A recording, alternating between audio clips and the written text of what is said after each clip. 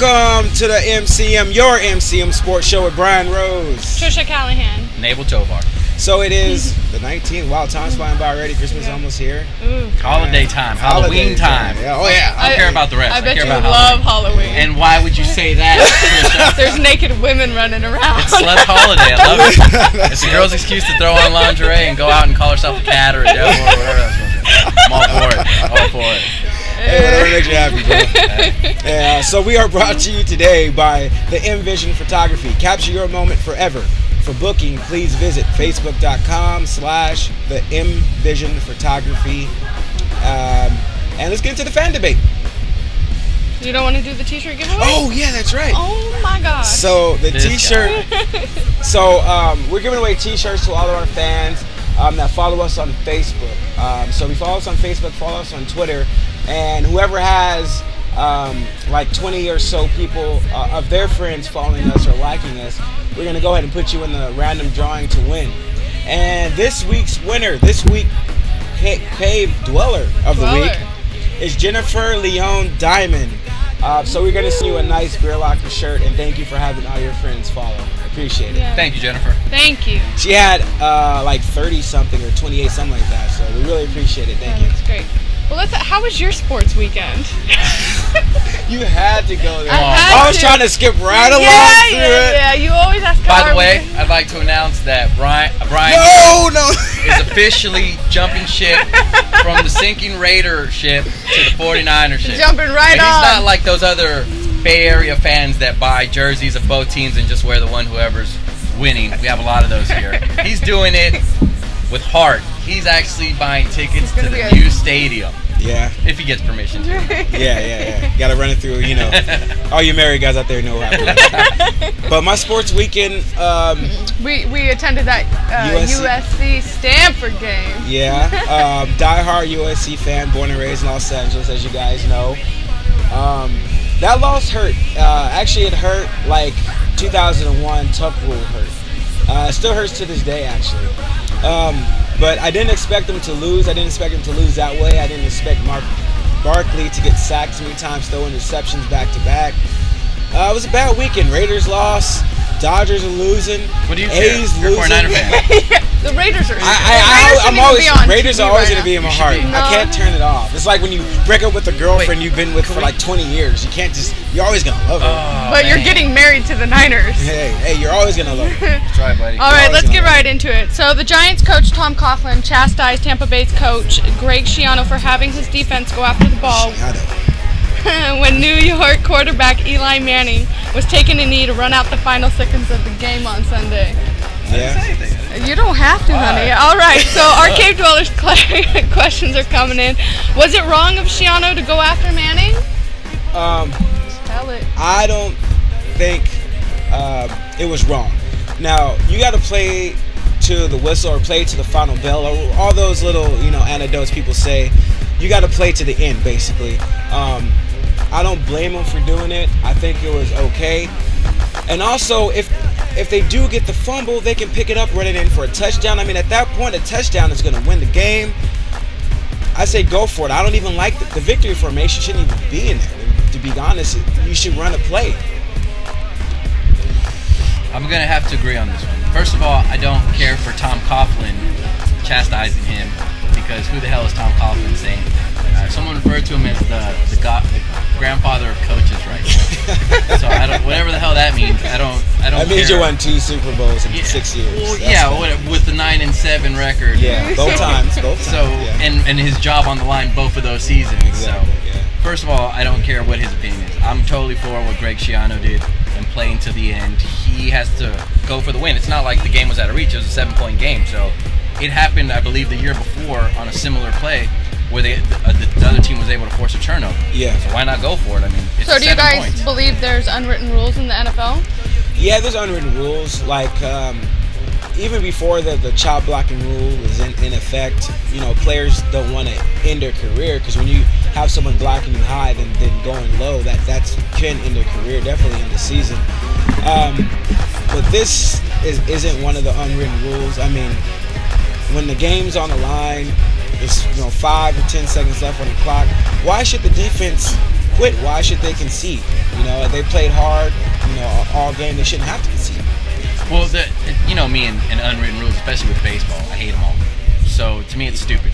Because even in the NFL, if the opposing quarterback tells you they're going to kneel it down, the defense is supposed to back off. Yeah. Which to me is stupid. Yeah. It's just, I don't understand the point. So with this scenario, Manning told them that he was going to kneel. They just ignored him and went for the play anyway. So that's why I guess they were calling it a cheap shot. Well, I think they just need to get rid of the victory formation period. If you're going to come out in the victory formation, well, don't get rid of it. Do it, but just know that the defense has the right to treat it like any other play. Yeah, I just think, well, the fans deserve the place to the very end, especially if you're at home and the visiting team is going out there in the victory formation the last couple of plays to wind the clock down. I think the fans deserve a little bit more. Why can't you run 2 runs and then hope for a fumble or hit the guy hard and hope he draw the ball loose?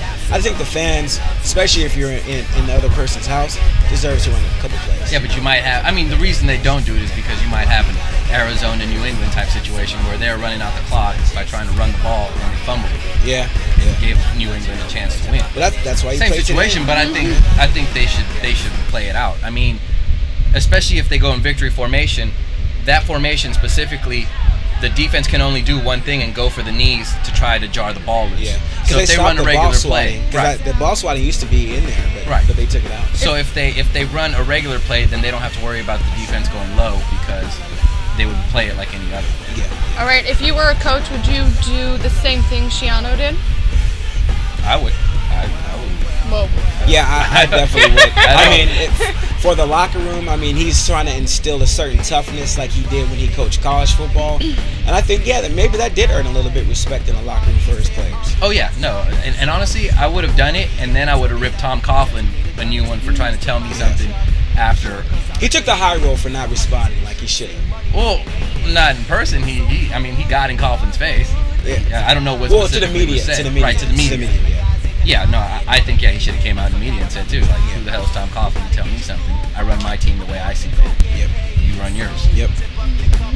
All right, boys. Chicago Bears cornerback DJ Moore called teammate Jay Cutler's actions in the team's loss Thursday to Green Bay Packers wrong, saying Cutler is what he is, and he's always been that way, so I don't expect him to change. Has Jay Cutler lost the locker room? For the defense... Now, keep in mind, the defense and the offense during the week, during the preparation, a lot of times they don't see each other. They don't meet each other. They're in different rooms preparing for the game. Different coaches are in the rooms preparing for the games. And for him to go out and say that about Cutler, there's definitely something wrong in that locker room.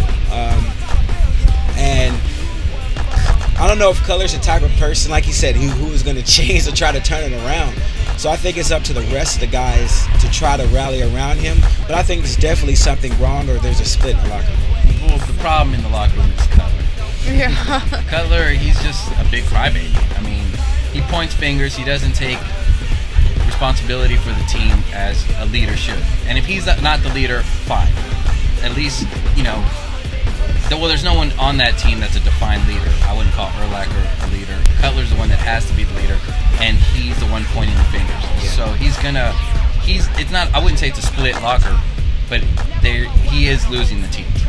They're going to stop playing for him, especially that It looked like they stopped tackle. playing for him on Thursday. That tackle laughed. He didn't care. Yeah. When Jay Cutler got in his face, he was laughing. Yeah. Even when he got pushed by him, he just laughed. I mean, you don't see, even when Manning, he threw those 3 picks, you see the offensive line over there talking to him. He's looking at not game footage, he's looking at game pictures to see where the defense was. He's talking to his guys, a different type of mentality.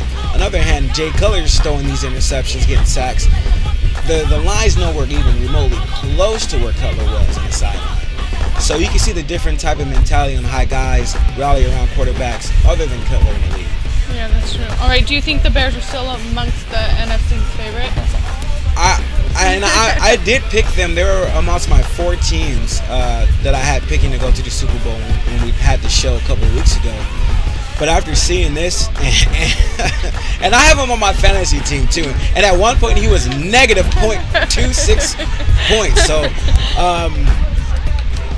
I don't think that you can have someone talk negatively about someone as important as a quarterback on your team and say they could be a contender. I just don't think that when it comes to crunch time, the guys are going to rally around him like they should to make them a championship team. Look me in my eyes, world. Done. Done. Yeah, I don't see a lot of hope for When them. you unravel from the most important position, from the very top, the quarterback, you're done. When that's the person that the people on your team almost, I don't want to say despise, it's a strong word, but they don't like, there's no way. There's no one behind them. I mean, who they can put in? Who'd they pick up? Campbell. Campbell. Well, you know what? Maybe Campbell can produce more because if they threw him in there, the team would rally around him. Just because he doesn't have a negative aura around him like Cutler does. Well, and Campbell, he's not going to make as many mistakes, but he's not going to take as many chances. But the thing is, in week 1, we had a problem with the running back where he was arguing with Bush, who's getting the carries in the goal line. Now we have a quarterback controversy week 2. What do we got next week? You know, what's going to happen on Sunday with this team? I guarantee it's going to be Brandon Marshall. I mean, Marshall's next up. Oh, yeah, he didn't look very happy. Yeah, he dropped the touchdown. That would have turned the game completely around if he caught that pass. Okay, here, I don't care for the whole rip your lineman and then pat Brandon Marshall on the head because he dropped the touchdown. Skilled players, that's why. He's a skilled player. I don't care. What's that say about Cutler, though? Exactly. He should man up and treat everybody the same. He just wants somebody else to do it for him and pat him on the back. Yeah. Speaking of unraveling, the Saints have lost their first 2 games of the season. Their first game at home against the Redskins, 32-40, and this last Sunday's loss to Carolina, 27-35. Have the Saints lost their mojo? They lost their coach. They lost their mojo. They lost their interim coach. They've lost Vilma. I just don't think there's trying to get that first round pick. Yeah. Well, something. They miss Sean Payton's cohesiveness when things go wrong. He was a calm voice talking to a quarterback saying, "Hey, you know, this is what you need to do in this situation. This is how you need to prepare." Wasn't he also calling the plays for? Yeah, he was calling the plays, but also the way that they prepared for each game. There was that 4-letter network did a special on those two and how they prepare for each game, and the amount of time they meticulously went through the playbook to pick plays specifically for the defense they were going to play against each week. I mean, you have to be on the same page to do stuff like that, and I think he's just missing his leader. Now we know Drew Brees. He was the vice president of that team. Everybody thought as long as Drew Brees is there, he's going to do his thing, the team will be okay. No, the president, the guy who was running the ship, was actually Sean Payton, and they miss him. Sean Payton is their mojo, and you can see it. It's evident now. People say that Brees is having a bad year. It's not that he's having a bad year. He's just he only carries out Sean Payton's calls. Yeah. And now that he kind of has to do it on his own, he can't manage the game like Sean Payton does. Yeah. And it's showing on the field, and now he's trying to make stuff happen where he's trying to force it, and it turns into just a terrible game all around. Yeah. Which is great because it's the NFC. Yeah. But it's all great for me. Do you think they're going to make the playoffs? No. And, you know, the city of New Orleans has gone through a lot. Hurricanes, Bounty Gate, reverse of the Bounty Gate. Are we talking about the Vilma thing this week? We can. I mean, well, we don't know too much about the meeting, right? We just know that they had a meeting and they met face to face, and we know who the rat was. It wasn't Jeremy Shockey. It was a guy who got fired and called the commissioner with all this information. But they did present new evidence to Vilma. It's an affidavit by Greg Williams, swearing under oath that Vilma was part of the pay for play program. Yeah, but that was a disgruntled employee. The only reason why Greg Williams. He came for Greg Williams. Okay. So that's a little bit different than the information I got. So I think he should take, if they do give him 8-week suspension, take it. I mean, he's out 6 weeks anyway, so 2 weeks more. What's that gonna hurt? Give him more time to get in shape, ready to play the game. He's not that good anyway, so I don't know what the big deal is. It's Vilma, I mean. Hey, he was a leader of the linebacker. He's the coach of that. Yeah, he's the coach of the defense. He's the green dot. I mean, personally, individually, he doesn't make a big difference. Like I said, the person they picked up for him is actually an upgrade talent-wise. All right, now that we're through week 2 of the NFL, Philly, Arizona, Houston, and San Diego are 2-0. Whoa. Yeah. Did we forget somebody? Well. Yeah, we did. Niners. Did we? Thank you. Somebody did, but Damn I mean, they're just the best, so we Get don't to even it. have to discuss that, really. The world already knows. We got New Orleans, Cleveland, Tennessee, Kansas City, and Oakland at 0-2. So, Notice how Oakland who is better or worse than their record? I mean, the Raiders are garbage. They're like 0-5 for just being on TV, even practicing. Just don't get me started. 0-2 isn't bad. Enough. So, 0-5. I mean, something's going on. So let's talk about who's better. Who's better than their record? I think Cleveland is better than their record. Maybe you could say New Orleans. They're definitely talent-wise better than their record, but I don't think they have the leader to overcome, 0-2 start, plus all the other crap that's happened in New Orleans. But I could definitely say Cleveland is better, especially looking at the. Are you surprised Arizona's 2-0? Oh yeah, definitely. Their defense. You can't say their defense didn't surprise you. No, their defense is good, but I was talking to Arizona fans this week, and they were, for whatever reason, they feel like they earned that 2-0. Like it was, like they dominators. They were gift wrapped by New England and the kick. No. Come on. They did play well. They played well enough. They deserved that win, and then for them to supposedly lose it on a fumble like that, that's what we were talking about, the victory formation. Right. And they chose, like you said, not to run it, the victory formation, and run the clock out by running the ball. The guy fumbled, but they deserve to have that win. They played well enough, and especially at the goal line defense, well enough to win. But did they play better than expected, or is New England expected to play better than they really are? Well, that's the thing. Bill Belichick messed up by benching Welker. And we still don't know what's going on with that. I mean, he's freezing him out. And I don't understand that. For holding out. Well, if you get for holding out, you get the team now they're 1-1 and they got Baltimore. That's not going to be a walk in the park. So now they could be looking down the barrel of 1-2 in the division. Doesn't care. In a division where the Jets, everybody's talking about the Jets. If they win next week, they could be top of the AFC East. That's crazy. We're not. This isn't a fantasy show. We're realistic here. Come on. You don't think Baltimore is going to beat New England in Baltimore? No, but I'm talking about the Jets part. Who do the Jets play? Let's take a quick glance here. Who the Jets play? Jets are at Miami. Jets are going to win that game. I don't think so. I think Jets are going to win that game. I don't think so. I think we're going to be sitting here a week from now. Jets are going to be top of the AFC East. I think Tebow's going to be starting against the 49ers. Book it, baby. What week is that? What week is that? 4. No, I think in the bye week. If they're not 4-4, if they're like only have 2 or 3 wins and after that bye week hits, I think Tebow's going to be the starter. On 2 plays alone, Tebow was responsible for 34 yards, a 22-yard run, and then because of the play option, his running back went for another 12 on the next one. That's all Tebow. That's what he does. Yeah. Sanchez is just garbage. He's not. He's. I don't know why people have so much faith in him. Maybe because he's a USC quarterback, whatever. He's not good. He has flashes of brilliance, but in the NFL, it takes consistency, and he doesn't have it. All right. Do you believe any of these 0-2 teams will make the playoffs? Any of the 0-2 teams. So we got New Orleans, Cleveland, Tennessee, Kansas City, and Oakland. Kansas City. I don't think Kansas City is going to be. I honestly don't think any of these teams are going to make the playoffs, quite honestly. But if one does, I'm going to go with a shot in the dark here and say Cleveland. Wheaton looked good. Trent Richardson looked amazing. Yeah.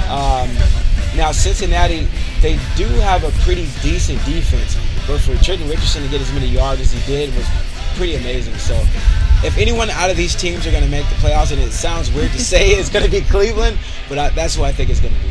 Wow. No, I got to go with Kansas City because of the division they play in. And, just talent-wise on both sides of the ball, they're better than they've shown so far. Yeah. So they'll get it together. It's a long season. Some of these teams are already done, though, as far as Oakland. We'll get into Oakland later, but I'm gonna. You might just turn that into a straight 49er segment. Just dust them. We gotta cover all Bay Area teams here, guys. Just have impact for Los Angeles right now. All right, so a fantasy bust. My first-round pick, Chris Johnson, 21 yards rushing this season. Now we're talking about 2 games, ladies and gentlemen. 2 games. He got like 4 yards. Nobody ever listens to me. No one. Now I'm still 2-0 in my fantasy. Even how you did that? I think your first pick. Prayer. The power who of was prayer. Your first pick? Wheaton? No, Wilson was my second. Russell Wilson, and then Chris Johnson. But I dropped him. I don't know how you pulled that off. But I'm still winning. Yeah. I'm still winning. But this guy, if you have him on your lead, why that directed towards me? I'm not even playing. I don't know. It just comes out. Oh, towards Abel. But for Chris Johnson to only have 21 yards in 2 games, and for him to rip his teammates saying they're not doing their job, no, you're not doing your job. Yeah. Because you're now a veteran on that team.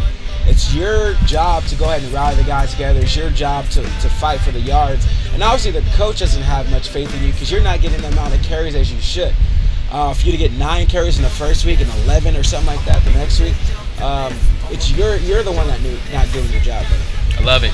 You hold out, that's what happens. It's payback. You hate guys who hold out. I hate it. And when I see results like this, it just validates what I say because, honestly, more often than not, players that hold out come back and have subpar careers after their holdout if they get their money. I mean, I can only think of maybe Darrelle Revis that's come back and actually performed or maybe played better after his holdout. Yeah. Defensive players usually do. If a defensive player holds out, their skills really don't diminish because you know what they can do and they know what they can do. Yeah. But it's the skilled players who get that uneven or unlevel head, I should say, when they hold out. Yeah. So, top.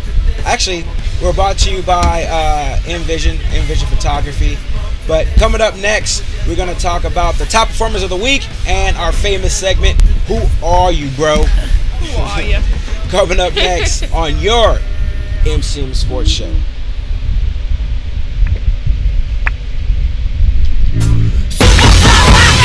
Black brains without lenses up. Hey, listen up. Are you a fan of the Lingerie Football League? The fastest growing professional sport in the nation? Then we have an app for you, Ultimate LFL. With Ultimate LFL, get the latest news, videos, and Twitter alerts on the Lingerie Football League. Always stay up to date and in the loop. Ultimate LFL, only available in the Google App Store. Download it now. Ultimate LFL.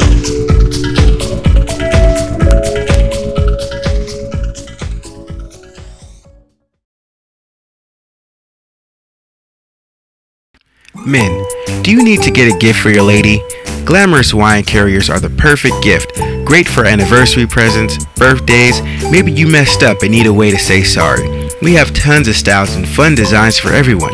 The ladies at Glamorous Doodads design and handcraft incredible gifts like wine accessories, handmade jewelry, and many more luxurious gift items. Never before seen items like cowboy boot wine carriers, lipstick wine carriers, and martini totes, complete with the glass holders and some incredibly unique gifts you'll find only at Glamorous Doodads.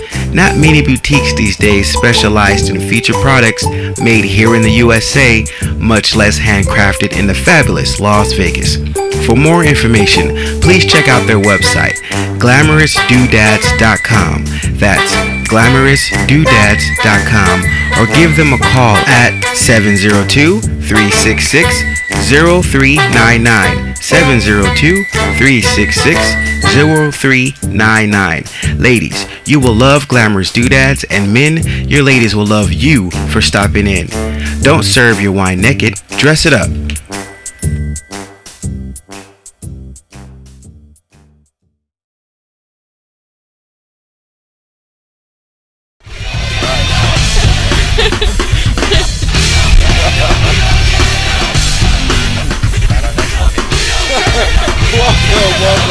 Welcome back to the MCR Sports Show, your MCM Sports Show with Brian Rose, Tricia Callahan, Abel Tovar. Tricia. So let's talk about our top performers of the week, guys. Go ahead and start us off, Abel. What do you got for your top performer of the week? My top performer, I got two of them actually. Hakeem Nicks and Victor Cruz. The first two players ever to combine for over 175 yards catching in the same game. Good research, buddy. Nicks had 199 yards and Cruz had 179 with one touchdown each. Yeah, and actually Hicks is going to be out next week. So that is he? Yeah, he is with an ankle. High ankle. So all your bettors, their high ankle sprain does not look good. That's like 6 weeks. They've got a lot of players out. They've got Bradshaw's out. Yeah, I want them healthy by the time they come to Frisco. I want no excuses. Beat up on them. I don't think it's going to happen. We'll send them home hurt, but come here healthy. So you guys, your top performers of the week. Defense, Clay Matthews, 6 sacks in his first 2 games. He was just a beast. He was crazy, and I loved every moment of it. Yeah. I didn't realize he was that fast. I didn't realize he was that strong. He bull rushed a lot of that. He was quick. I mean, he would just come around and he would spin Cutler down and just drop him. Yeah. It was lovely. Yeah.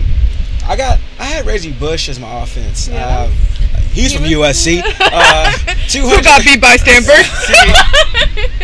He's got to rub the salt in the wound. Yeah. 241 yards already, two touchdowns last week against the Just so all our Raiders. fans know, though, I sat on the USC side with my friends. You did. You know. You did. You sat on the student section, Yes, too. I did. You did. Just to be nice, so I can rub in whenever I want. Okay. Because I was rubbing it in when we were up 14-0. Yeah. 14-7. Yeah. But, man. Defense, Charles Woodson, 55 career interceptions. This guy has Hall of Fame written all over it. All he has to do is retire. First ballot guy, and for him to move to safety and have that much effectiveness. How many interceptions did he have on Sunday? 2. Okay. Yeah. Did he? Wow. Yeah, it seemed like he always had the ball. Yeah, he was always around the ball. Yeah. And a lot of it was Chicago receivers were waiting for the ball versus going and get the ball. Getting it, yeah. And Charles Woodson went and got the ball. So yeah, but it didn't help Cutler throwing off the back of his foot every time. Yeah. He held on to the ball too long a little bit too. He thinks he has way too much faith in his arm. Yeah. Just way too much faith. So, you guys ready for your MCM? Who are you, bro? Players of the week. Let's jump right into it. What's your name? Turn around. Let me see your name. Turn around. Let me see your name. Turn around. I don't know you, bro. I don't know you, bro. Fucking love it. So the first one, Trent Richardson. So Richardson registered his first career 100-yard rushing game Sunday at Cincinnati. He finished with 109 yards on 19 carries and 1 touchdown. He also scored 1 through the air and racked up 36 yards and 4 catches. This is the type of all-around performance that we expected from him, projecting as a high-round first-round pick. Now, the Browns' offense is still very young, so some inconsistency is expected. But you can expect to see them moving forward from this point on. And I know it's early in the season, but just watching him break tackles, run through arm tackles is what we expected, especially knowing how much this guy can bench and how much he's a gym junkie. You see him just do the flip? What do they call it? They have a name for that. I forgot. Go-go gadget cat. It's a something tumble. Tidal wave tumble? No. And he's always falling forward. That's one thing I like about him. When you tackle him, you have to tackle him. You worked for it. And here it is again, the same type of play, just falling forward, moving the power. Dragging people with him. He's just got to keep that knee healthy. This is a rookie, ladies and gentlemen, just moving NFL guys forward. And again, most of these plays, as you can see, is Whedon and the Browns taking advantage of draw plays from the shotgun. And 109 on 19 carries, that's more than 5 yards a carry. Exactly. And that's why I picked him, that if any of those 0-2 teams are going to make it, it's going to be them. Danny Amendola. Amendola had 160 yards receiving and 1 touchdown on 15 receptions during the Rams' win over Washington in Week 2. Amendola had a ridiculous 16 targets on Sunday, so the Rams clearly saw the major flaw in Washington's defense they could exploit with the diminutive slot receiver. We think this game is in a at this point. Amendola isn't likely to see 16 targets on a weekly basis, and the yardage was ridiculous. However, should routinely see the most targets on the Rams every week, and it should make for a consistent yardage. And this guy was just amazing. His speed, the way he was catching the ball on the run, didn't break stride. Bradford was just throwing him darts. Well, he's been Bradford's favorite target for a while. He was last year, and then he broke his arm and left Bradford without any really good receivers. That's why they had to bring Brandon Lloyd in so late in the season. Yeah, look at this guy. No, I mean, he did fumble on that first play there, but he didn't let that distract him. He just kept moving forward and kept trying to make up for it, basically. So what we're saying, if you don't have him on your fantasy team and he's still sitting on the waivers, pick him up, ladies and gentlemen. No, I think he's swooped up in a lot. And you remember my Andrew Hawkins? That boy had 12 points. Andrew Hawkins from last week. Who are you, bro? I still don't know who he is. Yeah, he's still scoring 12 points. 12 points last week. Pick him up too. 2 weeks in a row. Yeah, he did last week and this week. And the reason Danny Amendola had a great game, Sam Bradford. Bradford completed 26 of 35 passes for 310 yards, 3 touchdowns, and 1 interception during the Rams' Week 2 win over Washington. Bradford looked great for a second straight week and had arguably his most impressive game as a Ram. The 117.6 rating was definitely a huge positive, and the fact that he did most of his work behind a patchwork offensive line speaks volumes about the job he and his teammates did on Sunday against the RG3-led Redskins. Eric Bradford just gunning it. Bradford likes to take chances. He did it with his college career, staying that extra year and getting hurt, and he's been doing it in the NFL. If they could keep him healthy, which he hasn't been his whole NFL career, I think Fisher's going to put him in a position to do some damage. Now, keep in mind, their division is just ultra tough. It's with the Niners, the best division in the NFL right now. No, I'm trying to think. Don't here. try to think it is. Pittsburgh. Nope, it's hard to say with Pittsburgh is. and but that rivalry. Record-wise, everything, they are the best division in football. Who thought that we'd be saying that this soon? That's true. That's right. If they can keep it up, that's going to be a real tough division. And I'm pretty sure the wild card this year is going to probably come out of that division. I'm telling you, three teams in that division are going to be top 10 defenses when it's all said and done. Yeah. I didn't expect the Cardinals to look that good so early. The entire NFC West won last week. Yeah. All 4 of them. Yeah. I love it. All right. Welcome back. Your MCM. Actually, let's before we get into the terrible award, let's talk about the top 10 plays of the week that we put together for you guys at the Your MCM Sports Show. Top 10 plays of the week. Yeah, we do need a little intro music. Yeah. So, number 10, Cam Newton and the Panthers dial up an old school Statue of Liberty play. They ran it about as good as you can at the NFL level, gaining 30 yards. Brandon LaFell showing off his field vision on the play, 155 yards receiving on the year, and this is his only rushing attempt. You just can't run it any better than that. And the Saints just totally fell for it. God, the Saints are terrible. They are like a chicken with its head cut off. I mean, who runs that in the NFL? Who runs the Statue of Liberty play? Wow. Number 9. After a disappointing season opener, Victor Cruz caught a huge game-tying 80-yard touchdown pass to tie the game at 27 in the fourth quarter. Cruz's grandmother passed away this week, and after his touchdown, Cruz did his signature dance and then sent kisses to the sky for his grandmother. That was beautiful. Yeah. There we go. The salsa dancing. He wasn't doing that week 1, but he wrote a book after his first season. Number 8, the Minnesota Vikings pulled within a touchdown of the Indianapolis Colts when quarterback Christian Ponder found Stephen Burton for a 7-yard touchdown pass in the fourth quarter. The pass itself was nothing so remarkable, but the catch was pretty amazing. Are you sold on Christian Ponder? Nope. Nope, me neither. Not whatsoever. Me neither. But he has decent games, but. Number 7, the Browns' Trent Richardson once again easily pushed the Cincinnati Bengals defense around. 23-yard reception, capping a 53-yard drive on 5 plays. He rushed for over 100 yards in only his second game of his rookie campaign. God, that was an amazing catch. Yeah, he's fast. He wasn't this fast in college. He's hard to tackle. But he was running by people, which he didn't do in Alabama. Bama.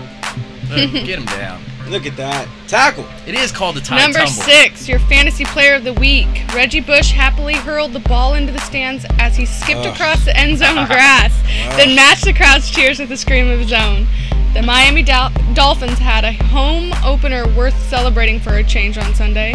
Bush ran for 172 yards and 2 touchdowns, and the Dolphins won a home opener for the first time since 2005 by beating the Oakland Raiders 35-13. Emphasize that. Number 5. Williams ends up using his height, has the ball bounce off Tryon's helmet before falling into his arms for a 41-yard game-tying touchdown. Mike Williams hasn't been targeted much the first 2 games of the season with only 5 catches, but he made the most of this reception. That's the immaculate reception right there. Wow, this was just a great game all the way around. Yeah. I mean, honestly, catch ball off someone's helmet. You just can't. It can't get any better than that. Look at that. That's NFL for you, folks. Jesus. NFL for you. Come on. Number 4, punter Tim Metche and backup tight end Top Crabtree combined for a touchdown on a fake field goal in the second quarter. The Green Bay Packers rattled and robbed Jay Cutler of a 23-10 victory over Chicago Bears at Lambeau Field on Thursday. Now, when this happened, I was like, oh, I just can't believe, because that just turned the tide of the game. McCarthy had some balls. It was like 4th and 26 when he ran that. Yeah. I thought for sure they were going to take the 3. Number 3. Peyton Manning took a chance on 3rd down and 17, tossing a ball to Thomas at the sideline in the end zone. Thomas managed to not only make the catch, but touch his toe to the ground while keeping the ball away from Dunta Robinson. It was originally called out by the referees, but a review showed it to be a good touchdown in Denver's first scoring play of that night. You watching that, kids? Forever. In college, even practice game too. Number 2, Andy Dalton takes the shotgun snap. Pressure forces the quarterback to roll out right before finding Andrew Hawkins. He bounces off tackles, plays off blockers, redirects inside for the 50-yard touchdown, giving the Bengals a 31-17 lead with under 11 minutes remaining in the game. That's my guy. Look at him dancing. That's my Andrew Hawkins. I mean, the bloodline is there. His father played in the NFL, his brother played in the NFL, he's in the NFL. And they say, as generations move on, that newest generation is better. And look at this guy. The cuts he makes and how low he gets to the ground, something you can do. Look He's at that. small, right? Yeah, he's real small. From the CFL. Number 1, excellent play. Eric Wright was reading this play the entire way. After an impressive catch, Wright turns a good play into a great play. As he dodges defenders, reverses the field, gets the pick 6 for a touchdown. Look at this. He just jukes the whole offense on the now keep in mind, that his offensive team didn't know how to tackle, but it still looks impressive. Yeah, they're not as quick as their defense. Yeah. It was impressive. That was a good catch just to begin with. And what? Oh, nope, I got eyes in the back of my head. Nope, not you. Nope, not you. And then he just reverses the field and it's pick 6. God, how sad they can't tackle him. Come on, guys, get together. So that is your top 10 plays of the week. We'll put it up on Facebook and on Twitter so you guys can look at it over and over again because we're awesome. I've never been a part of anything like that, and I thank my lucky stars. I'm sorry. I would be embarrassed if I was on the field trying to tackle him, and that happens? 11 people trying to tackle one person, and you can't get them. Yeah, it did look pretty bad. So let's get to the Terrible Award. We did the top 10 plays of the week. Now let's talk about the Terrible Award. I'll start it off because this guy, he has, I don't want to even say potential because it's past potential. The guy, that's our key word of the show. If you guys are new, if you have potential, you will watch the show. Yeah, potential. I have no comment. Everybody knows how I feel about that word. But I have to go with Larry Fitzgerald. 67 total yards, 5 catches in 2 games. I mean, this is supposed to be the heart and soul of not only the offense, the heart and soul of the team. Now they are winning, but for him to not get any touches at all, I don't know if it's because of their quarterback went down and now it's Cobb is in there at the helm. And maybe that has something to do with Cobb riding the bench anyway, and now it's resurfaced again why Larry Fitzgerald isn't getting the ball. So who do you guys have as your terrible player? I'm sticking with Chris Johnson. Yeah. That's a great one. 24 yards your first game. Yeah, I don't know. Yeah, that's pretty bad. And you were on my fantasy, and you got dropped. Dang, you dropped him? Oh, I don't know if I did that. I don't think I dropped him. I think he's on my bench. Definitely got to be on the bench. Can you drop him? Yeah. Actually, I think he's actually locked in. I don't think I can drop him. Yeah, isn't he's one of those like a franchise. Yeah. Well, he's sitting low somewhere where I don't have to see him. He'll come back at the end of the season. Yeah, well, we'll see. I don't know. You got anybody as your terrible player? I'm going with the entire Dallas Cowboys team. After coming out and looking impressive in the Week 1 win over the Giants. Looking like Super Bowl ready, like mid-season form ready. I wouldn't go that far. It's the Cowboys we're talking about here. Yeah. They came out and they just dropped a big goose egg and got whooped by the Seattle Seahawks. And not only that, it gets even worse because it's one thing to lose, but then to come out and embarrass themselves and just everybody on that team undermines each other. So Garrett says he's going to replace Felix Jones as a returner for fumbling on the first play. Yeah. Jerry Jones comes out and says, no, we're going to keep him there. So he undermines his coach after the coach undermines a player. Yeah. And it's just, I don't know why they have a head coach. Let Jerry Jones come out and just call plays. Jerry Jones is Al Davis with money.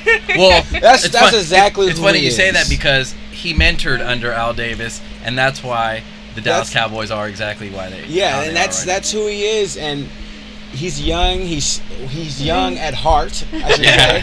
Yeah. Young in surgery. Young in young in surgery, and he's not going to relinquish any type of power to his team, to a general manager. You got Cowboy fans. You're going to have to get used to it. Basically, what I'm trying to say. They're a team where one game they look amazing. You put your faith into it. You put all your stock into it. You let it roll. The next week they look like what happened in Week 2. Cowboy fans, get used to it. That's the way it's going to be. That's the way it's going to be. So, our Week 2 predictions. Oh, we back on these? Yeah. So, our Week 2 prediction and bets result. Loser will have to wear their opposing team's color for the day and read a statement. Actually, we're not going to do the statement. You're just going to have to wear a shirt. This is bad enough. It's like wearing a shirt with throw up on it.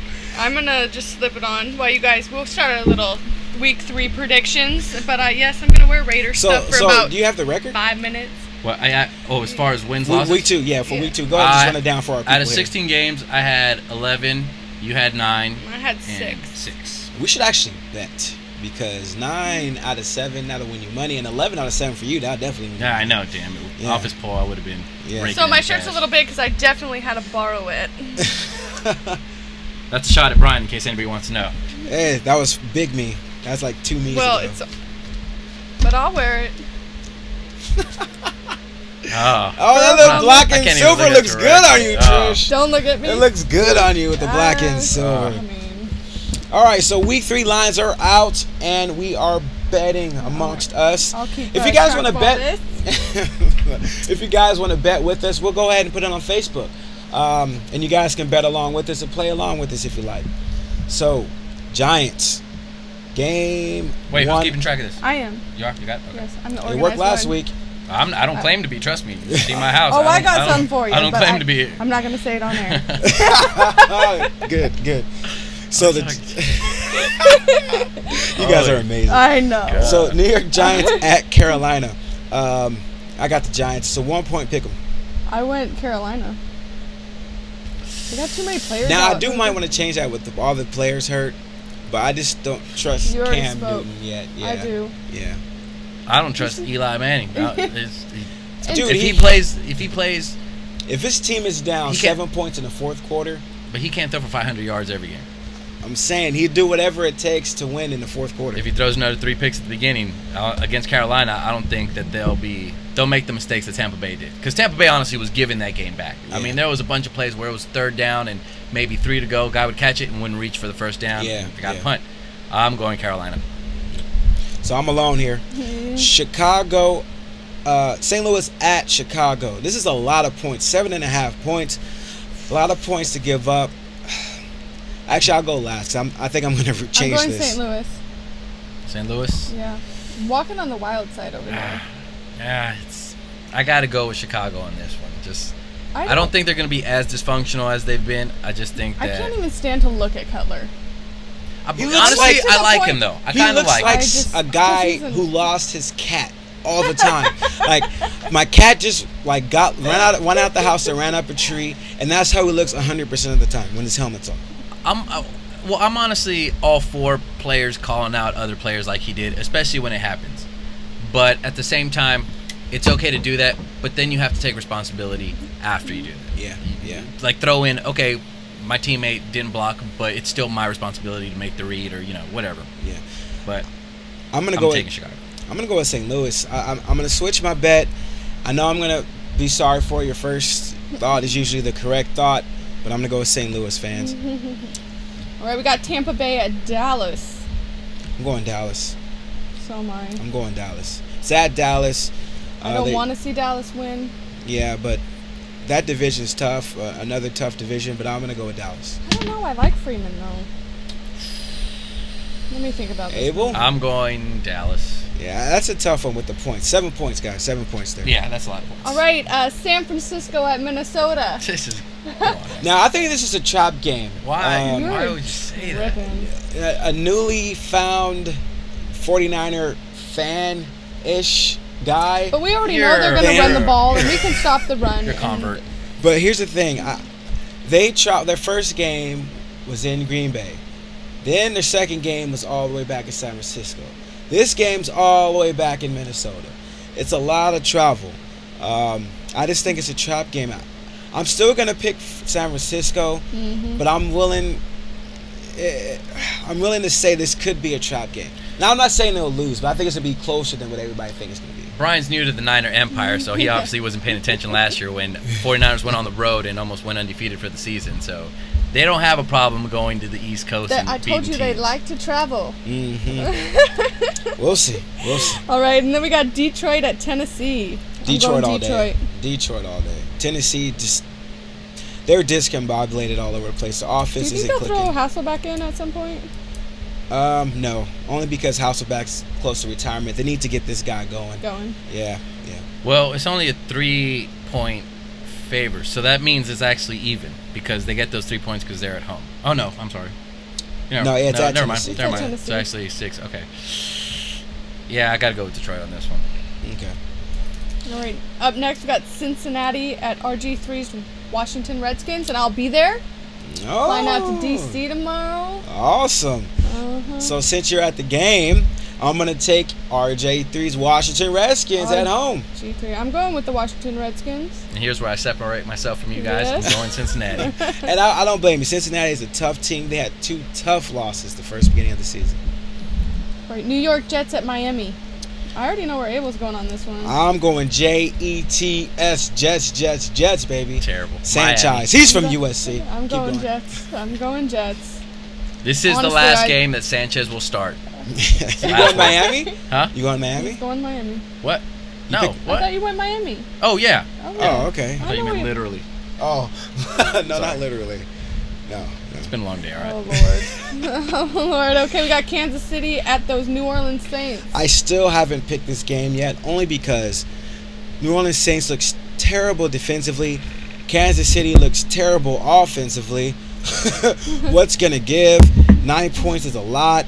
I'm going to go Kansas City, only because of the points. I think New Orleans will win the game. I went New Orleans. Kansas City. A 9-point that's your dark spread horse is a lot. pick a little, right? That's your dark horse pick. That's a pretty big spread. Yeah.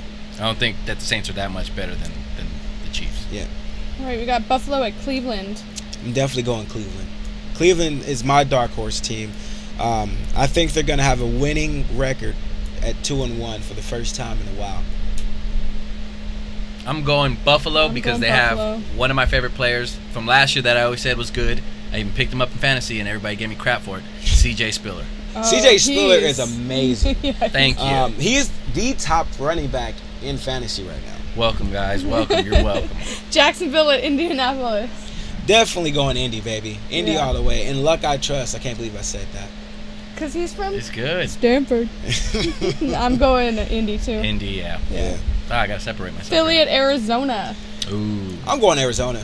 This might surprise a lot of people, but maybe not the way I've been talking up Arizona. But yeah, I'm going Philly. Yeah. Oh, really? I am. Okay, at Arizona. Yeah. You're going Philly. The way Michael Vick is a pick machine. Damn, that's true. I think he's thrown 6 or 7 interceptions already. Yeah, he's got. Yeah, they have 9 as a team. 9 turnovers as a team. He threw 6 last week. Yeah, he's got a big chunk of those. Who you going with, Abel? Who you with? That's a tough Who you with? Because either way, it's going to be blown up. Whoever wins, one of these teams are going to be a 3-0 team when it's said and done, and they'll be blown up to be way better than they are. Yeah, exactly. So I'm going to go with Arizona. Arizona. Philly, I'm sorry. I no faith in them. As long as Vic is their quarterback, I'm sorry. So that NFC West is going to be top loaded. Yep. 2 3-0 teams at the end of week 3. But come on now, they're a faux 3-0. That's just Yeah, again. They got gift wrapped by New England. At least we're getting put on ESPN at this point. Yeah. Or four-letter that word. 4-letter network. I'm in trouble. Atlanta at San Diego. I'm Now- going Atlanta. Talking about too much stock in the team. Thank you. People are putting way too much stock in San Diego. I mean, they beat the Raiders. I mean, Who wouldn't? the thing is, I get 10 of my friends. For those that live in the Bay Area, there's a team called De La Salle. It's a high school team that's pretty good. I'd take them over the Raiders right now. and then who did they beat last week? And I forgot. watched it too, but Yeah. it was so boring. But and then also, Tennessee. yeah, there you go. Yes. So they played 2 bad teams to start. You guys are putting. I think everybody's putting too much stock in San Diego. Then you got Gates out. Then you have that tight end that come in and take his place, score all those touchdowns. I don't think that's gonna happen all the time. against Atlanta. And for San Diego to be favored by 3 points in San Diego, I think that's too much. Definitely going Atlanta. All right. Here's why I'm making my pick before I say what my pick is. Okay. Atlanta had 4 interceptions or 4 turnovers, 3 interceptions and a fumble on the first 4 drives of the game versus Denver, and they only managed 13 points. Yeah. 4 But possessions. Denver's defense is pretty good. Doesn't matter. And fast. Does not matter. They had 4. If they were a good team, it doesn't matter. 4 possessions and you only get 13 points out of it. Sorry. And not only that, they still almost coughed up the game at the end. Yeah. Even as bad They as had a Manning played. They had So a that chance. says more about Atlanta to me than it does about Denver. So I'm going with San Diego. Oh, so you have them going 3-0. Yeah. I mean, I don't think that highly of Atlanta. I just think they're talented, but they're to me another Philly. They got a bunch of talent. They just can't put it together. Okay. And their defense is suspect. Houston at Denver. Who you got though? I have Atlanta. Okay. Houston at Denver, and Manning I trust. I'm going with Denver. And it's even saying that, I take a look at Houston's defense, and I take a look at what Atlanta did to Peyton Manning. But Peyton Manning is too smart to have it happen 2 weeks in a row. I think if he's faced with the defense standing up, confusing him to begin with, not lining up in the correct spot, he's going to be ready for it and not chuck it up down the field. I can't take this anymore. Nope. At least till we Keep go to it on. commercial. At Keep least it till we go to on. commercial. But I'm going to go Denver. 1 point pick'em game. I got Houston. Houston. I'm alone. All It's right, Pittsburgh at Oakland.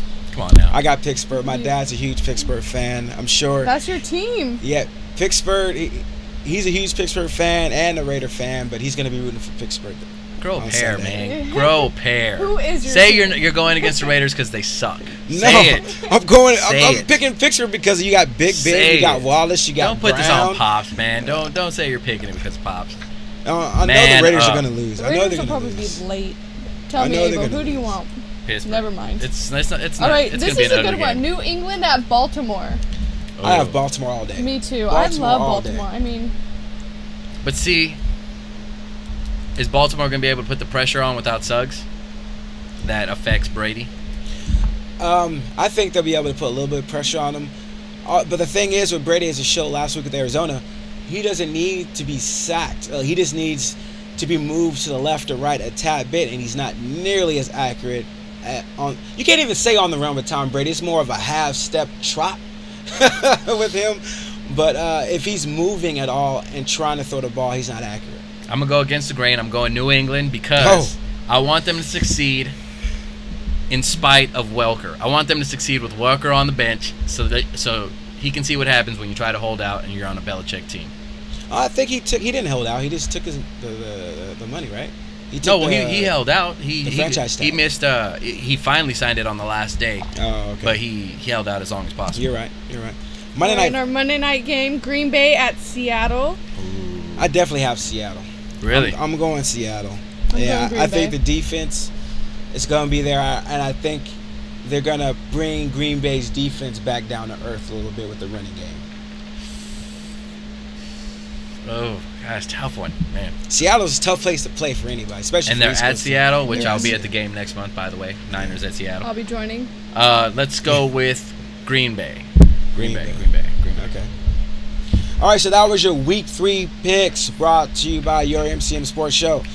We are brought to you by the Envision Photography. Capture your moment forever. For booking, please visit facebook.com/the Envision Photography. So coming up next, we're going to revisit the week in sports and give you guys an up-to-date look on what's going around in the world of sports. This is your MCM Sports Show.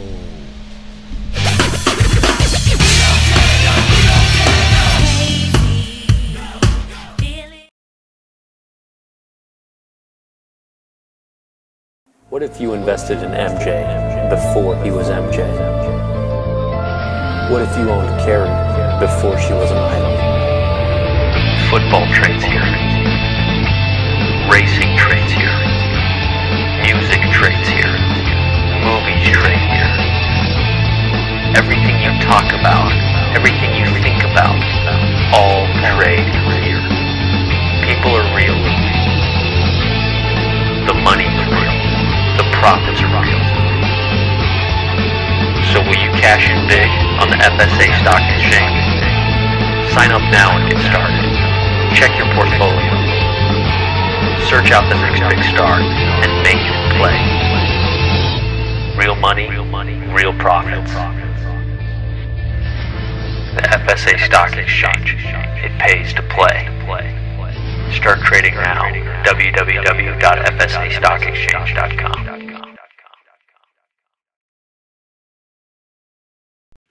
Double your money in 8 to 10 weeks. Everyone makes money with us, period. No selling, no phone calls, no sponsoring, no recruiting, no experience necessary. Over 200% of return in 8 to 10 weeks can be set up to run on autopilot. 30 days, no questions asked guarantee. This system has already paid me $700 in 4 weeks. Wow, and no sponsoring required to earn. Just visit bannersbroker.com/TMF. That's bannersbroker.com/TMF. Join today and start earning this week guaranteed. bannersbroker.com/TMF. Still not satisfied? Still need proof? Visit this YouTube video below. You'll see many more verifying proof of payments from Banners Broker. Lots of them. Best business online that works for you while you're out doing other things. bannersbrokers.com/TMF.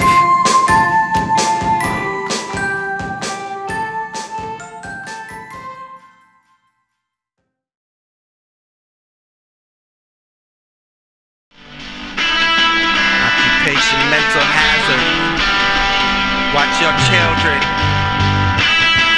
Welcome back to your MCM Sports Show with Brian Rose, Tricia, Callahan, And Abel Tovar. So we're going to get to you guys on the page 2 news brought to you by Envision Photography. Go to www.com, Facebook/Envision Photography to capture your favorite moment forever. So let's jump right into it, talk about the NHL lockout. The players are already locked out. Talk about some hockey with our insider, Dennis Lewis. How's it going, Dennis? Yeah, how you doing? So let's talk about the lockout a little bit. Do you see an end to it? Is it going to be just like it was last time, or do you think it's going to be a shortened season, or do you just see an end in sight? You know what? It's too early to really tell. I mean, they've been locked out just for about 4 days now, 5 days. And, I mean, judging by everything that's happening, the two sides are so far apart. I mean, 7 years ago when they had the lockout last time, it was because the owners wanted to put a salary cap in the league, and the players obviously didn't want to. So what happened? You miss an entire season of hockey, and then the players cave in at the end and say, okay, fine, you guys can have a salary cap to reduce our, salaries back. I think it was 6% at the time. It seems like the same thing is happening now. What the owners are asking for is a 10% reduction in player salaries. Right now they're sharing revenue at 57%. They want it back to 47%, have it grow, 2% a year or something like that. 10%, I mean, everybody already knows that the NHL is already making a lot less money than other sports, but so are the players also taking a lot less money than other sports too. So the RFCast didn't cut back on that. It's kind of asking a lot at this point. So with now we're in the Bay Area, and I know you're down south. You're a Ducks guy. But up here, you have the Sharks who are renting out their own facility to have practices. Are the Ducks or the Kings, do you see them rallying together to try to somewhat stay in shape just in case the lockout ends? Yeah, I mean, a lot of what players are doing right now is they're actually signing with other leagues. Like there's the KHL, which is in Russia. There's Swiss leagues. I mean, there's leagues all around the world. And what a lot of players are doing to stay in shape as soon as the lockout is done is that they're playing in these other leagues so that they can at least maintain their level of, physical and being able to compete at a certain level. I mean, anywhere near the compete level of the NHL, but they have to do something to kind of stay in shape in order, to wait this thing out. Now, I know in the NBA, you have the NBA and then you have, overseas team too. Because when the NBA was in a lockout, you had teams that jumped ship and went overseas. But the only thing is, when you go overseas and play, you're locked into a contract. Is that the same deal in the NHL where you get locked into a contract whereas the lockout is over, they can't play? Yeah, exactly. I mean, pretty much all of the contracts that NHL players sign with other leagues are contingent in that we are only here until our normal NHL contract or our normal NHL season resumes. As soon as that's it, we have to get up and go because, technically the players are already under contract with, the other teams in the NHL. They're just doing this because the owners have locked them out of the buildings pretty much. They're not allowed to use their facilities. They're not allowed to use their trainers. I don't know, this whole thing is actually quite silly. The only people who are hurt by this are the fans. You know what I mean? This is the second time in 7 years that the NHL has been locked out. I mean, that's ridiculous. Completely ridiculous. Now, I know as out here in San Jose, that's really all they have until the Niners move down here is the Sharks game. And there's a lot of disgruntled fans and a lot of people who are converting. Actually, basically what I'm trying to say, NHL saw a spike in ratings this year. And just to see this happen is kind of frustrating. I know it's frustrating the players, but we want to thank you for joining us and give us a little NHL lockout update. And if the lockout ends this season, do you see the LA Kings still posing a threat? It's hard to say. I mean, every single team that's ever won the Stanley Cup always has what's called a Stanley Cup hangover because they spend all summer celebrating their championship. Like, there are still players on the Kings right now celebrating their championship, and they're not really training as hard as they would if they weren't celebrating. So it's called a hangover for a reason, and no team has won it back-to-back in a very long time. So I see them being very competitive, obviously. They still have almost the exact same team, but, I mean, seeing them win it all again, I don't think so. Okay. All right. Thanks, Dennis. Thanks for joining us. We'll talk to you again next week to get an update. Hopefully we'll have some good news, but for what I'm hearing, they're not even at the table right now. But thanks for joining us, Dennis. Thank you, Dennis. Thanks, guys. Nice talking to you again. Go Sharks. Right. Go Sharks. He just laughs at you. All right, man. Talk to you later. Yeah, Ron, we see the message on the screen there, buddy. Our producer's telling us to interact, but hockey's never been my forte, so I can't. I love hockey, but it's a lockout. I mean, it's tough. It's a lockout, so I'm all for it. Good. It's just tough for the league. I mean, it's like watching frozen soccer. I mean, for them to even thinking about taking the league into a lockout is pretty weird. Pretty weird. I don't see it coming undone for a long time. Yeah, it's a pretty sad situation. So I'll clap to that. Good. So you'd rather see some Disney on Ice over there at the Shark Tank? Hey, circus. That stuff's impressive. I don't care what you say. They do the whole routine. They don't mess up. Yeah, and they do it like 4 times a day. Thank you. Too. So let's talk about the replacement officials. They're taking heat with the players and with the coaches. Now, my take on it, I think that the players are treating it like substitute teachers. The coaches are treating them like substitute teachers. Do you see how Fox was just laying into the refs? I mean, see, but that's not different. I mean, no, he was laying into. We don't see him laying into on the regular officials. I mean, calling the guy all sorts of names to his face, calling him dumb, stupid, replacement. All those names that are coming out of his mouth, saying, like, I shouldn't have to challenge this play for you, blankety blank, to realize what's going on here. And quite frankly, that Monday Night Football game took 18 hours. Oh, my God. I was sitting there. I'm a football fanatic, right? I mean, I live, I breathe football. That first quarter took an hour and a half. Yeah, it was a very long game, I heard.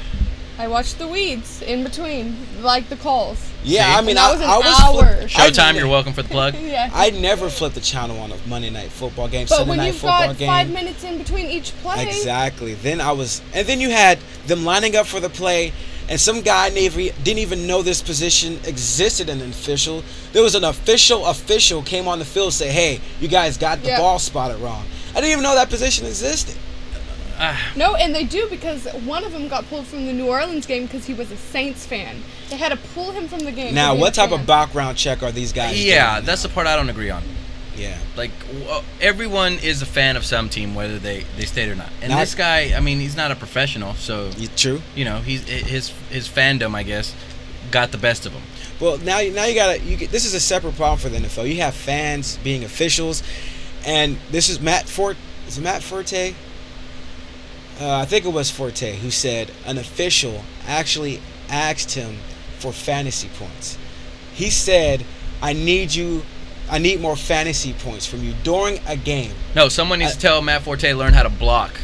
Oh yeah, that guy cannot because he's block, getting his quarterback killed. He wants more money, earn it. Yeah, and max protect. That's why Bush got majority of those of the run in the second quarter, because Forte wasn't blocking. That'd be like me on the field officiating, chasing Chris Johnson. Give me some yards. 26 yards, really? Really? That's the only other team. Chris Johnson, you get 20 yards. You're like, whatever I'd have to do to get him a touchdown. But it happens. Everyone's a fan of some team. And well, I think Brian's right. Everybody's treating them like substitutes, so they're going to take a little bit of. I mean, when you're in school, you're in high school, substitute you walk in, and the first thing you see is a substitute teacher, you're like, oh hell yeah, right? You're like, I'm not doing any homework. I'm gonna do as much as I can to get away with it. Are you gonna play a movie? But I wouldn't even call them substitute teachers, because my comparison is this: they had the NFL, the elite referees, umpires, whatever. Well, when they went on strike, they can't go to college and bring those referees. Yeah, they're in the same union they have to go, I mean, bottom of the barrel, high school, local leagues, lingerie football league, which I'm not knocking. It's a great sport. Yeah, you guys are advertisers. They're one of our, appreciate it. And even if they weren't, I watch you guys every game, so it's a good sport. It's growing. But the same would be like, let's say, if you're... Hey, don't judge me.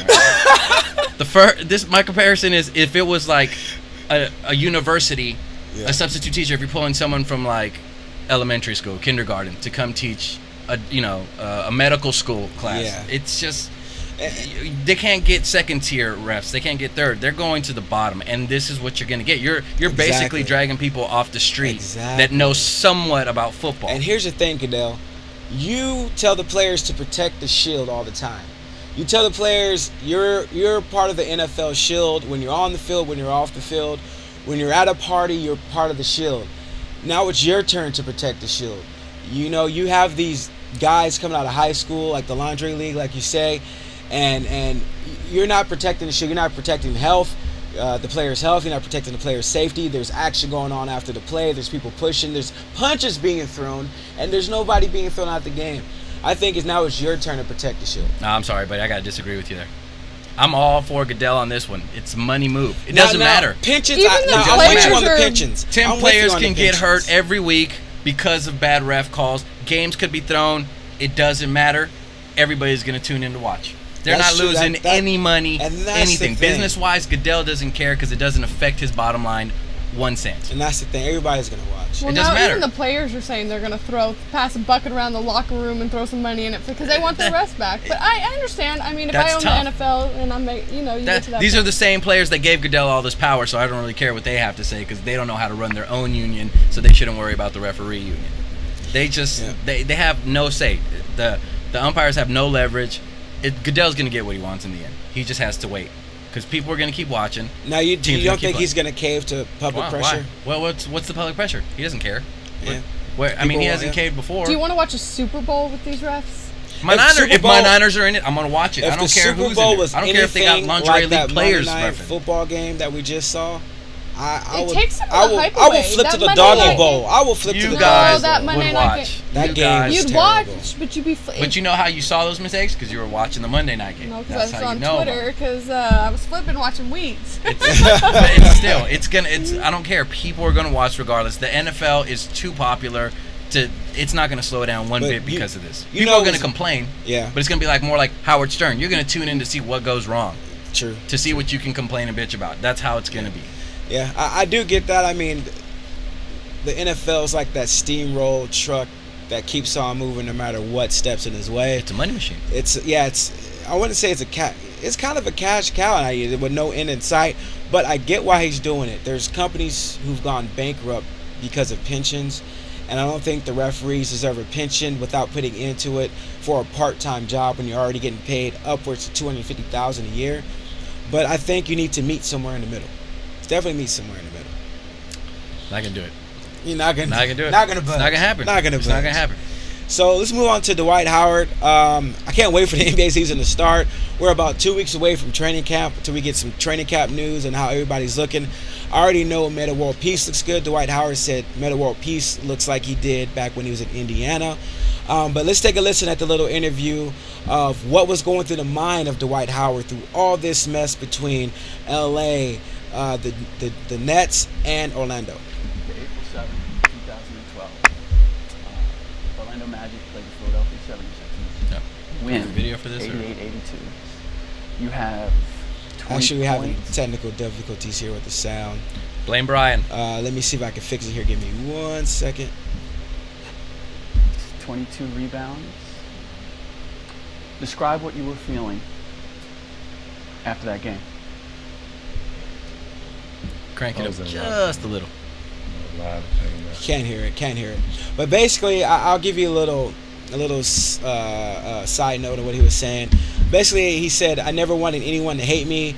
I wanted everybody to love me and like me for sticking around and doing what they wanted me to do and making everybody else happy. And that's a valuable lesson for me. Basically, he's saying that he was caving to the pressure from Orlando fans. It had nothing to do with the organization. He was also caving to the pressure of the fans saying, I'm following in Shaq's footsteps. And that was the main reason for him signing that 1-year little deal with Orlando. It had nothing to do with the conversation he had with Kobe, and had everything to do with what people think of him. And him being a young man, he caved into the pressure of public, not just the media, but what the public thought about him. And he grew up. He grew up a little bit. I can't go that far yet. He grew up to say, hey, it's about what makes me happy versus being the people's person. But I think he still cares way too much about what people think about him. Well, if that was the case, he wouldn't be in LA, because that was one of his main concerns, was people think I'm following Shaq, and he didn't want to follow in Shaq's footsteps, and that's. But just the fact that A, that ran through his mind. B, he admitted it publicly. Yeah, he did. I can't count on him to be a franchise player because I think he's going to be too mentally weak in the end. Kobe would have never cared whose footsteps did what. He probably would have followed Jordan's footsteps just to prove he's better than Jordan. That's why I think having Kobe Bryant mentor him these last 2 years, because I think Kobe Bryant's going to retire in 2 years. I think he's got 2 years. And I think these 2 years are very important for Dwight. He's going to learn how to lead a team. He's going to learn what he needs to say at the right time to lead the team. And Derek Fisher is actually in the facility right now with the Lakers. He doesn't have a team, and he's actually shooting around in the facility and things like that. Don't bring him back. But I think that with him and with Kobe, Derek Fisher around Dwight Howard, I think it's going to do all the world for him mental state. For his mental state, I should say. Wasn't Fisher with Oklahoma last year? He was. Okay. Yeah, but he had 1 year left on Yeah. his deal. Now he's a free agent, Yeah. and his family's in LA. I think the Lakers are going to sign him. He's going to retire. No, I think that's what's going to happen. Don't do it. Yeah. Do not do it. So, is it Tebow time in New York, ladies and gentlemen? What'd I say? Is it Tebow time? God, nobody listens to me. Nobody. No one ever listens to me. Now, I don't think try it's not to. Tebow time. This world would run a lot smoother if everybody just listens to me. Smoother You're or just full of run? lace and stilettos. But everybody would be happy. So. I think Mark Sanchez is doing okay. Look at Sanchez. I'm already saying. Jesus. I think he's doing okay. Because Um, you're obsessed with USC. Yeah. That's I all am. that We is. have 49 players in the NFL. You gotta let it go. 49. How many are Today. good? It doesn't matter. 49. 49. But they anyway, lost to Stanford this last weekend, just so you. Just want you to remember. Thanks. It hurts every minute. Until I think Saturday. But I'll remind you.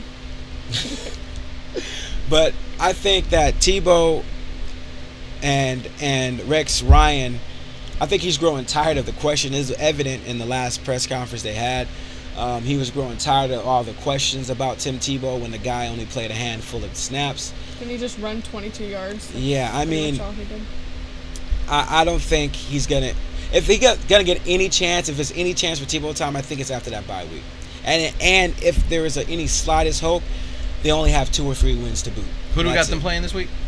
Miami. They lose this one, he's gone. I don't think it's gonna be that. They should beat Miami, the favored, but they're not gonna do it. And if it's because of Sanchez, yeah. If he throws some kind of picks or he just has a subpar game, you're gonna start hearing the calls for Tim Tebow. Yeah. Do you know Mark Sanchez is dating Eva Longoria? Is he? Yeah. I thought they were seeing a guy. He's good at something then. So he's not worried. Yeah. So or maybe that's why he's playing like crap. Yeah. Well, Tony Parker played good. He needs to pass some of that mojo on to Sanchez. So the Dodger-Giants index, the baseball wild card, the hunt for October is here. 14 games left. Oh. The Dodgers are still playing because they have a doubleheader. They won the first one. Giants no chance of catching. I mean, the Dodgers have no chance of catching the Giants. Giants magic number 7 now. Yeah, it's no way it's gonna happen. And they won today, so I think it's 6. I said this earlier to a person who argued the point with me, but I'm just gonna say it now. I'm gonna put it out there. I know I'm gonna get hate mail for it too, but I think this NL West title pennant that they're gonna win for winning that division is tainted. You have 2 players that got busted for steroids that were a part of that team, and they're still gonna win that. They were a big part of the team. You had 1 player batting .350 almost, and another player batting around .300 with a bunch of home runs. And I think those players contributed to them winning all those games. I think it is that championship is a little tainted for them. Do you disagree? No. I mean, no. Well, I do disagree. They're still winning. They are still winning, and then you have the guy who come back off suspension. How do you playing $262 million and not winning? That negates everything. Yeah. No, I mean, still winning. You can't buy chemistry. That's true. You can buy talent. You can buy talent. Okay, but you can't buy chemistry. You can buy talent, but it didn't do anything for you. It might not come to fruition. Talent and we're still going. It might not come to fruition right now, but you best believe next year.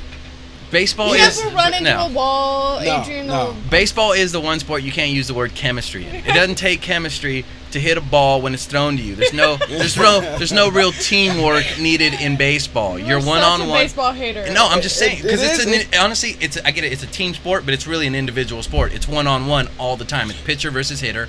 That's what it is. No, it is about the chemistry. Because what if we didn't get along? We can sit in a room and have to place you in a second. That's what No, it is about chemistry because the way I love you guys. Again, see, it's not individual. It's not like we sit here. But it makes it better. Don't you think if all the guys are standing around like, oh my God, let's go play this game, it's gonna be so much fun. This is a comparison. If we were to compare baseball to the show, if we did it baseball style, you'd be in here for 15 minutes talking to the camera by yourself. Then I would come in, and then Brian would. But also baseball is chemistry wouldn't matter. You got 162 games, right? And then you have 81 games on the road, which is a ton of games on the road. It was almost 9 months of baseball where you're spending more time with your workmates than you are with your family. So chemistry is needed because you're gonna hate going to work every day. You're gonna hate going to the hotel. You're gonna hate getting on the plane. Doesn't matter. You're gonna hate getting on the bus for those short road trips. Chemistry matters. Doesn't matter because if I gotta be at bat by myself, I don't care if I hate the guy in the dugout. I gotta worry that this 95-mile-per-hour fastball doesn't hit me in the face or that I knock it out of the park. About your mood in general. Yeah, your mood. About the people you're around. If you love baseball, you play. Especially if we're talking, if we got people that are going as far as to take steroids so they can get their contract. I doubt that they cared about what's going on in the dugout. You think that he cares after being busted by steroids? He really cares about anybody in the dugout? Do you think he cared about them when he was using steroids? Just like the thing was all right. So the Angels, when they were going through that slump where they first started, where Pujols couldn't hit a softball out of the park, right? And it was the team chemistry that kept him going. It was a team still talking to him like he is hitting 80 home runs a year or 50, 40, whatever he hit. Like, you know, when they get to the hotel room, like he was still that same pool host that they got from the Cardinals. So that chemistry takes time to build. And I think chemistry does matter in baseball. Look at the A's. They have no talent. $262 million. They could go bowling together. They could play golf together. You'll see next year. But look at the A's. Look at Baltimore. Well, okay, they have the A's. talent. The A's. They have Perfect no example. Talent. No talent. I wouldn't say they have no talent. They have a power team. They score most of their runs on home runs. It's probably because they're all friends and they were having fun. Oh, so they hit a home run because they were smiling before he went up to bat. Exactly. No, it's because they're a power team. That's how they score. They talk and they communicate and they look at film together, just like in football. Chemistry is needed in every sport. What film do you need to look at in baseball? At the pitcher. At the pitcher, exactly. And you need so when you're hitting and when you're one-on-one with that pitcher. No, you also have to look at the outfielder's arm when you can run. You have to get the listen to your coach, third base coach. No, you can't win with Abel. I'm just saying, it's baseball. It's not a team sport in the true fashion team sport. It is. It's not like football. Play softball. Play softball for 6 games. I get the camaraderie of the game. I get what you're saying, but I'm not saying that that's something that These affects people are it or human. B needs it. The overall mood could definitely affect their game, especially when you're together. When I go to work and so you're telling me all the teams. Women. Whoa, that's okay. That's your problem. Like, I know how that'll go. Like that's like throwing 30 cats in a bag and just shaking it up.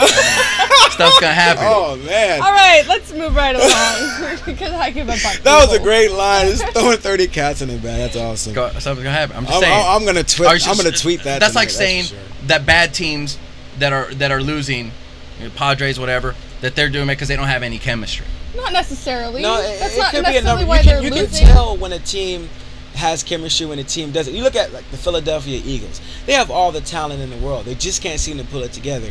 It could be a chemistry issue. Could be the quarterback. What about Chicago? What about Nobody Chicago? wants to be Cutler's friend, so that's Cutler's an ass. So those are team sports. That's what I'm saying. Those are team sports. So is baseball. But that matters in exactly. That's a perfect example. Thank you for making my argument. I appreciate it. Because exactly when you have Cutler, one player that the teams don't like, it affects the whole game. Well, you got Forte and Bush going at each other. It's the same thing that happened in the clubhouse. Look at what happened in Boston last year. I mean, all that happened in the clubhouse definitely affected the way that they played. Yeah, but that was the manager. No, it wasn't the manager. It was the players, the way that they were acting towards each other and the resentment that they had. And then they were going out and playing that same way that they were feeling in the clubhouse. So chemistry does matter. I think it matters in everything. So you're saying the Dodgers don't like each other?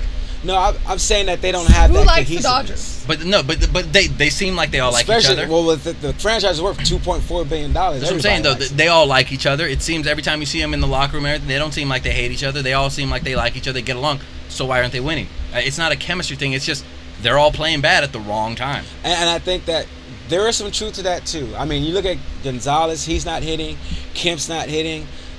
Quite frankly, no one's hitting. Right. And it could be a mix of both. It could be a mix of both. But I think there's a lot of truth to what you say, too. Nobody's hitting. So I hope the Dodgers get that wild card spot, get that 1-game playoff, but that's the only way they're going to get into it. And I think the A's might catch Texas. They're only 2 games back. Oh, wow. Actually, 3. They lost today. Who saw that one coming? And the A's finally sell out a game after, 140 games into the season. Yeah. Way to go, A's faithful. Show your heart for your team. They've been busting their asses all year. Yeah. Their tickets are only $26 for almost field level. Wow. God. Shell out some cash. Jesus. Actually, yeah, it was Oakland $23. fans. It went up $3. They increased to $3. Yeah. So raking also, in the cash now. Vince, there's also a quick report here before we get out of here. I'll actually get to the local edition. Vince Young is broke. He hasn't even been out a season. He was just with the team, and he's already broke. No pity. I have no pity for him. I have no pity for him either. You got $27 million. Yeah, no pity. You need a financial planner. I think it's too late for that. Yeah. But he's a Texas. For one, he's a Texas guy. He played at Texas. He can get a job doing any type of announcer job because anything. He won a championship for Texas. Yeah, but at the same time, he wasn't the brightest guy. He's not the brightest guy, but Texas look out for their own. He's going to get a job. He'll be okay. He'll be okay. So I definitely want to skip the Raider Nation pulse. I definitely want to skip it because there is no pulse. They're dead. Just there's no pulse. Raider Yes, no pulse nation. Flatlined. The only bright side is Carson Palmer is putting up the yards. They just aren't taking a chance downfield. He's not throwing any interceptions. Darren McFadden is the disappointment on the team, and I wouldn't really want to blame him. I want to blame the zone blocking scheme. He's not a zone blocking back. Yes, he is small. I wouldn't say he's small, but he is speedy. But he is a power back. I think he needs to run. Be known. Okay, look, this play means I'm going to run in the 2-hole. This play means I'm running off tackle. This play means it's a toss. That's what he needs, and that's what the offensive line needs to know. And he doesn't have the personnel to run zone blocking, and that's what's killing the Raiders right now. Defensively is a whole different animal. Oh God, really? Because you guys are so great defensively. Awesome. What was that? One of our front sevens, one of the best in the league. Oh, who said that? You didn't say that? No way I said that. I don't know. I could have swore it came from you. I'll have to watch the past shows, but I wouldn't say that. I'm sorry. You guys have got gashed for rushing yards all last year, and it hasn't changed at all this year at all. Yeah, the Reggie Bush. The thing that disappoints me is the right play was called. He was wrapped up for a lot of those long yardage plays. He was hit before the line of scrimmage. He just wasn't wrapped up and tackled. And not only that, he broke 2 or 3 tackles just to even, get into the open field. They're just not tackling. Yeah, and for those Raider fans out there that blaming the coaching or whatever, it's not the coaching and the offensive coordinator. It's not. It's the players. There was the sorry tackling, and then on Reggie Bush's second run when he ran on the outside, Tyvon Branch came in for whatever reason and just took a horrible angle, and Reggie Bush just ran right by him. Yeah, Tyvon Branch cheated. He thought it was gonna. I don't know what he thought. He thought it was gonna be a screen, and he rushed 10 yards more towards the quarterback than going to the outside. I have no idea why he did that. Looking at the tape, it didn't make sense, but that's what he did. But the coach is calling the right plays. The players aren't making the right plays. And what I find it hilarious is that you guys cannot jump off that sinking ship fast enough. I was listening to the radio, and I mean, wow. You guys, the fans, the Raider Nation, has turned on the Raiders immediately, like at the snap. Just it's frustrating. It's amazing. It's frustrating because we haven't been to the playoffs since that Super Bowl run in 2001. So now it's 2012. We're looking at almost 11 years. You can't even say it's mediocrity because it's worse than that. We're looking at 11 years of being the laughing stock of the NFL. Let's call it a you guys lose in grand fashion. We're calling it a spade a spade. We're basically the laughing stock of the NFL. And I'm frankly sick of it as a Raider fan. Spending money to go to the game, spending money on parking, spending money on gear, spending money on on all this stuff, and for them to go out and the players to perform like they did, it's frustrating. And the way that looking at what they need to fix and how they need to fix it, there's no end in sight in the near future. That's what I gotta say. It's frustrating. Still shame. Yeah, it is. You guys should stay with your team. Stick with them. Through good and bad. If you a diehard, you stick with your team through bad. I was a Niner fan during all those crappy seasons, and there was a lot of them. Doesn't matter. It wasn't. You guys don't jump ship like that. It wasn't 12 years of laughing. It was close enough. You had 2 years of being since 2002 to last year. So it was 9 years. So let's talk about the Niners. The pulse of the Niner. Take it, Tricia. It's awesome.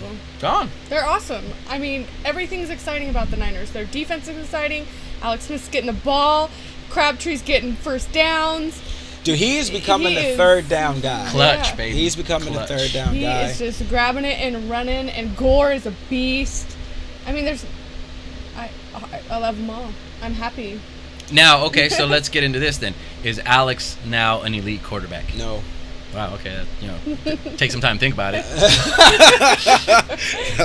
No. Elite quarterback to me is what, top 1 But look at 7? Eli Manning. Top 10. Top 10? You put Eli Manning as a... Yeah, only reason why... He can come back, but... Eli Manning, when that guy is down, he does whatever... Like Abel said, you can't count that guy to throw 500 yards again. He does whatever it takes when that team doesn't have a running game. He does whatever it takes to try to get his team to win the game. Alex Smith will probably never be, I don't say be put in that position because you can't really say that, but he doesn't make the mistakes. Yeah, he doesn't make the mistakes to put his team in that position. So let's put it this way: Alex Smith is like the Ron Artest or Charles Barkley of the NFL. It's not pretty, but it works and it's effective. And you look at Eli Manning. How is it not pretty? It isn't pretty. I don't know what to, like. You look at the 80-yard pass. Look at the 80-yard pass to Victor Cruz and those passes and incredible catches that the Eli Manning throws. I mean, it's just pretty. It's just pretty. I think you do need to watch the video through its entirety. For those that don't know what I'm talking about, what's it called? Vimeo or Vimeo? Vimeo? Yeah, VEMO, guys. Yeah, VIMO. Vimeo. Yeah.